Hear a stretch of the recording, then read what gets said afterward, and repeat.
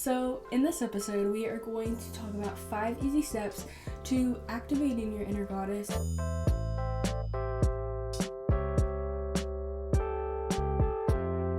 Hello, everybody, and welcome back to the Behind HB podcast. Today, I welcome you to episode 2, where it just happened to fall right around Valentine's Day. So, if you couldn't tell already, I'm decked out in the pink and red. And today happens to be something that ties a little bit into Valentine's Day, but honestly not really at all, and that is activating your inner goddess. So before we get started, I just wanted to introduce myself. Hi, hello, my name is Brooke, also known as Honeybrook, and I am your host of the Behind HB podcast, where we kind of talk about all sorts of things here, and every episode I try to make it like circle around things that kind of help you to better yourself or be the person you really want to be. In the last episode, we talked about making 2024 your year, and that even though we're in February, it is not too late to start over your year and make it what you want it to be. So if that sounds intriguing to you, make sure you go give it a listen. I thought I would do a little theme to make it a little bit special for talking about activating your inner goddess and celebrating Valentine's Day, because we all know Valentine's Day is not for couples anymore. Oh no, it is officially for the girls. And I'm so glad we've taken that over. So without further ado, let's get started in activating your inner goddess. So in this episode, we are going to talk about 5 easy steps to activating your inner goddess. And I encourage you to take notes, keep your mind active. If you're listening while driving or doing housework, that is totally fine. I feel like all 5 of these things are so easy to remember. And if you want to take notes while watching, I very much encourage you to do that. Just because it's fun. Make them girly, you know? But the first thing we're going to talk about is knowing your worth, because I feel like that is so important, because when you know your worth, you're able to recognize bad situations that you probably don't want to be in, but sometimes these bad situations could be a lesson too. Not always, though. Sometimes knowing your worth helps you get out of these bad situations, because you're like, you know what? I don't have the energy to deal with this. I'm much better than this. I'm going to be the mature one and walk away. And I feel like that is the very first step into this whole activating your inner goddess process, because you have to realize that you are important, you are wanted, you are needed, you are loved, and no matter who you are, where you're listening, what your background is, somebody out there loves you and realizes that you are a goddess. And honestly, it starts from within. And I feel like I'm going to say this a lot throughout this episode. Once you open up your inner goddess, so many people are going to look at you differently. So many people are going to start having such high respect for you. They're going to see you having such high standards. They're going to see you like you are going to attract so much greatness into your life once you realize that it starts with you, and that you're like, when you release your inner goddess, everything changes. And I know it could be a little bit of a process, because again, it does start from within, and realizing and healing from your past and things that you used to be worried about and all this kind of stuff. It is definitely easier said than done, and it does take time, but I'm here to help you, and you're not on this journey alone. So with knowing your worth, that leads us into our second bullet point, which is taking pride in yourself. I had so many different little subgenres that I wanted to talk about, like taking pride in your appearance, moving your body, all that kind of stuff that makes you the baddie you are today, right now, as you're listening to this, right? But I feel like all those different things really tie into just taking pride in yourself, like your skincare routine, having a shower routine, a morning routine, a night routine, whatever works best for you. And recognizing that and actually implementing that into your life, that is the very first step into taking pride in yourself. And some things you may not even realize you're doing it. Like, even if you go to the gym for 20 minutes a day, that is still better than nothing. And again, you're taking pride in yourself, focusing on your appearance, or I don't know, even your personality, becoming more self-aware. Everything you do to better yourself, that is taking pride in yourself, and a lot of times we don't even realize we do it, and I think that is almost the best thing. So with taking pride in yourself, there's so many different possibilities, just to name a few of what we just talked about, but also your intelligence, your mind, mental health, physical health, spiritual health, everything that you do has some kind of benefit in your life, and we always want that to be positive, right? So I mean, anything that you do that you think is going to benefit your life, then in my opinion, yeah, you did it. That's taking pride in yourself because you are putting yourself first. And at the end of the day, that's what we should be doing every day.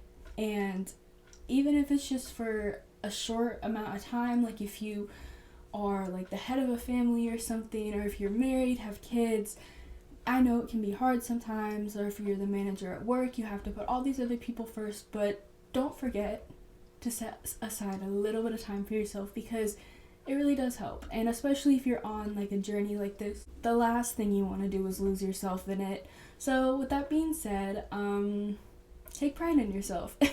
Okay, number 3, I'm speaking to all my introverts out there, myself included.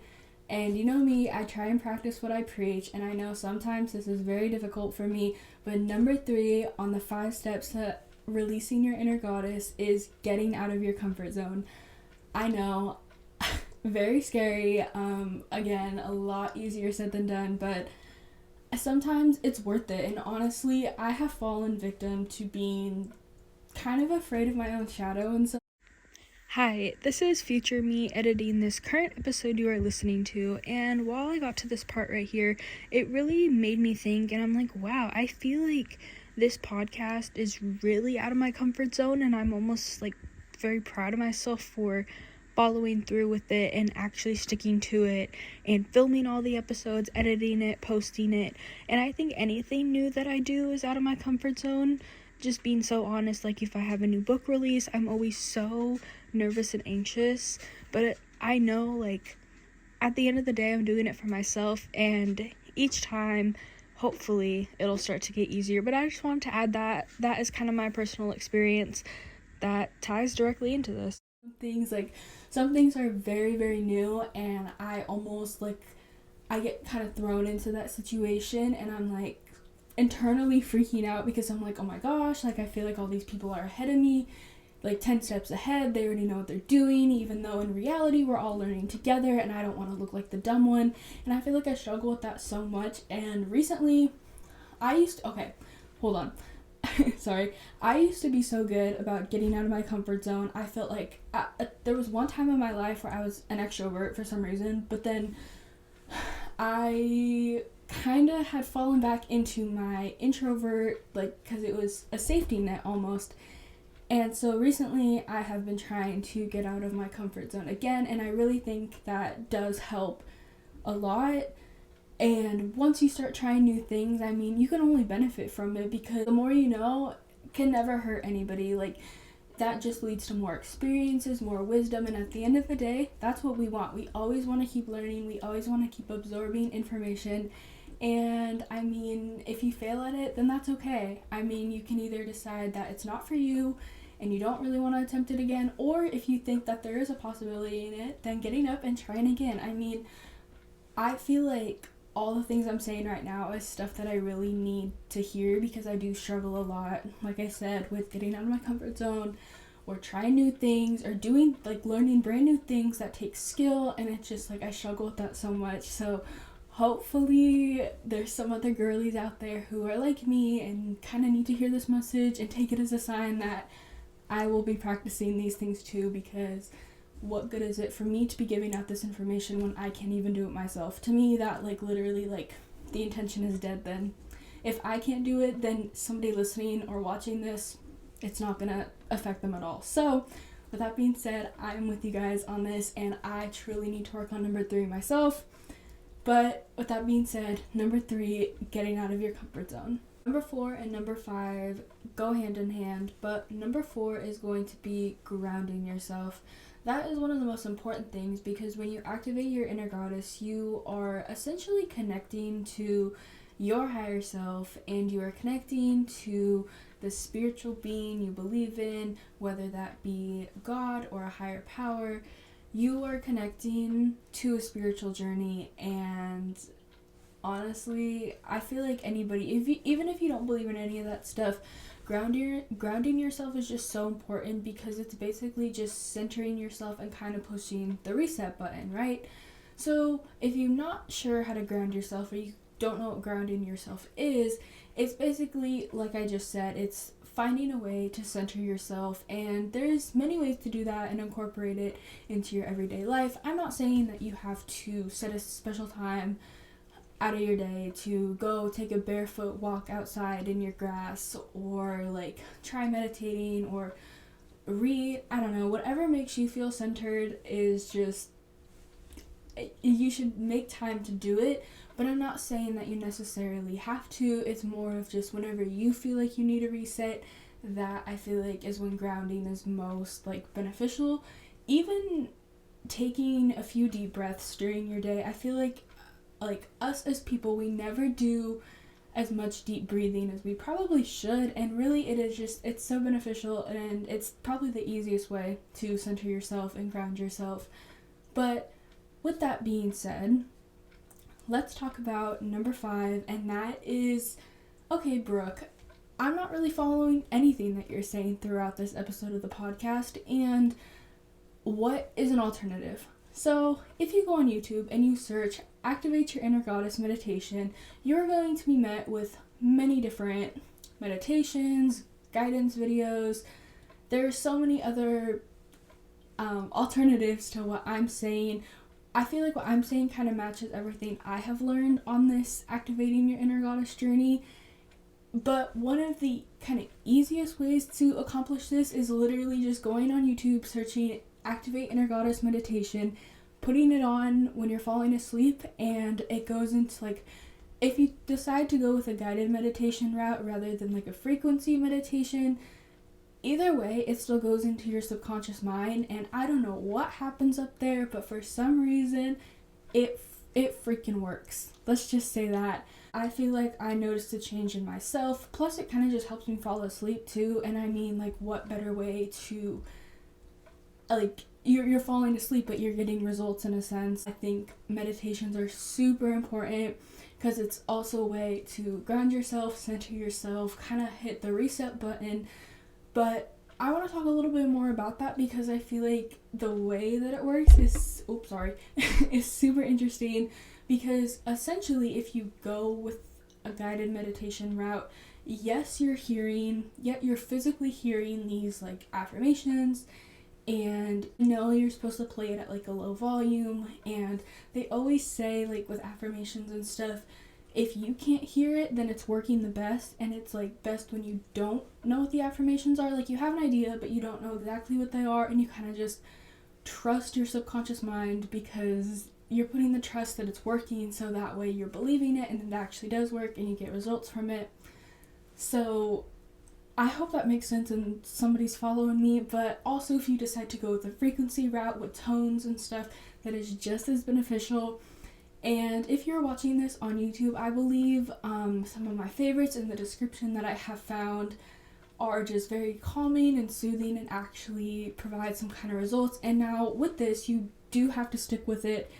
I'm not saying, everybody's different, and it could, like, you could listen to it one night and then, like, you feel some kind of change within yourself, whether it's the littlest things, like your attitude towards the world has changed, or you notice, like, you feel more confident within yourself.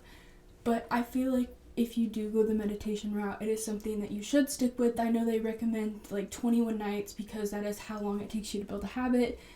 And that is enough to where you kind of start seeing results. But if you feel like you kind of struggle with any of the things we talked about during this episode, whether that's knowing your worth or finding, like, time to, like, make time for yourself, I feel like a meditation when you're going to sleep is the perfect opportunity. Like, you're getting results while you sleep. Like, you can't beat that. So with that being said, I feel like I wanted to include this just for the people who don't fully believe they could do it, because, your subconscious mind is super powerful. I feel like that's common knowledge. So if you're able to change your mindset on yourself, then you will physically start feeling better and starting to implement all the things we talked about today in your daily life. And with that being said, ladies and gentlemen, your inner goddess is officially activated. So that is going to bring us to the end of episode 2. Thank you guys so much for watching. Thank you guys so much for listening. If I have you over on SoundCloud, I really try and relay these messages in a way that makes the most sense, but also in a way that kind of like, I don't know, I mean, obviously you've probably picked up now that I'm not qualified to be giving advice, and everything I'm sharing here are things that I actually do, or I try to do, or I want to get better at, that I have found that actually causes positive benefits into my life. And I feel like it's sometimes just the simplest things that make the biggest difference. So with that being said, if you are seeing this right now on YouTube, please leave a like, please subscribe, please go over to my main channel, show some love, say you're from the podcast, and if you are listening over on SoundCloud, thank you guys. Sorry if you can hear purring right now. Shelby wanted to make a cameo appearance and say if you guys are over on the listening end, we hope you return next week for, I don't even know what our message is going to be next week. It'll be a mystery, it'll be a surprise. But anyways, thank you guys so much again for watching, and I will see you next time on the Behind HB podcast. Bye, everybody.